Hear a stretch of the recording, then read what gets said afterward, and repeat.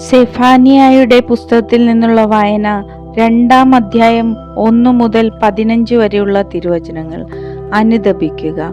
ലജ്ജയില്ലാത്ത ജനതയെ, പറന്നു പോകുന്ന പതിര് പോലെ നിങ്ങളെ ഓടിച്ചു കളയുന്നതിനു മുൻപ്, കർത്താവിന്റെ ഉഗ്രകോപം നിങ്ങളുടെ മേൽ പതിക്കുന്നതിന് മുൻപ്, കർത്താവിന്റെ ക്രോധത്തിന്റെ ദിനം നിങ്ങളുടെ മേൽ വരുന്നതിന് മുൻപ് ഒരുമിച്ചു കൂടുവിൻ. അവിടുത്തെ കൽപ്പനകൾ അനുസരിക്കുന്ന ദേശത്തുള്ള വിനീതരെ, കർത്താവിനെ അന്വേഷിക്കുവിൻ.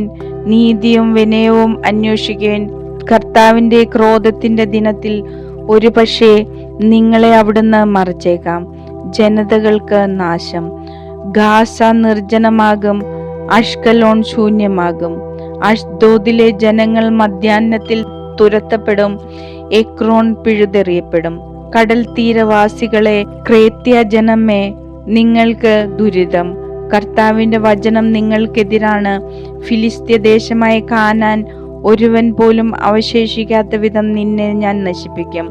കടൽ തീരമേ, നീ ഇടയന്മാരുടെ കുടിലുകൾക്കും ആട്ടിൻ കൂട്ടങ്ങളുടെ ആലകൾക്കും ഉള്ള ഇടമായി തീരും.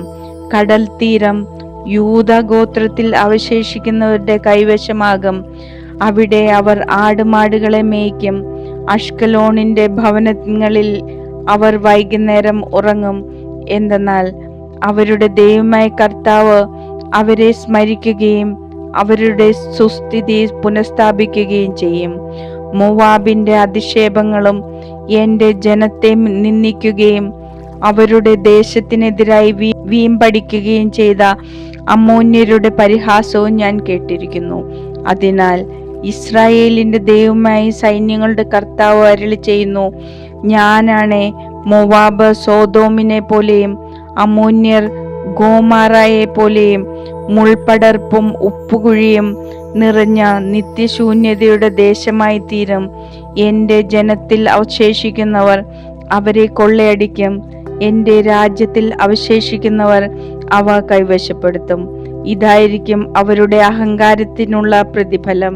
അവർ സൈന്യങ്ങളുടെ കർത്താവിന്റെ ജനത്തിനെതിരായി വീമ്പടിക്കുകയും അവരെ നിന്ദിക്കുകയും ചെയ്തു.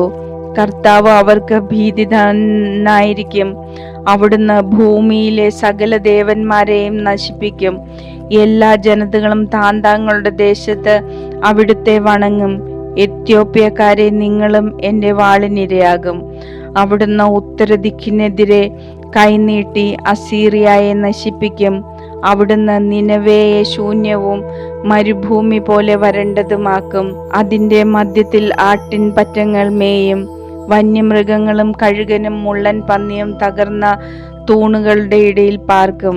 കിളിവാതിക്കലിരുന്ന് മൂങ്ങ മൂളും. വാതിൽ പടിയിലിരുന്ന് മലങ്കാക്ക കരയും. അവളുടെ ദേവദാരു ശില്പങ്ങൾ ശൂന്യമായി കിടക്കും. ഞാൻ മാത്രമേ ഉള്ളൂ, മറ്റാരുമില്ല എന്ന് പറഞ്ഞ് സുരക്ഷിതമായി കൊണ്ട് വിലസിയ നഗരം ഇത് തന്നെ. ഇത് എത്ര ശൂന്യമായി! വന്യമൃഗങ്ങളുടെ സങ്കേതമായി അതിനരികിലൂടെ കടന്നു പോകുന്നവർ ചൂളമടിച്ച് പരിഹസിക്കുകയും കൈവീശുകയും ചെയ്യും.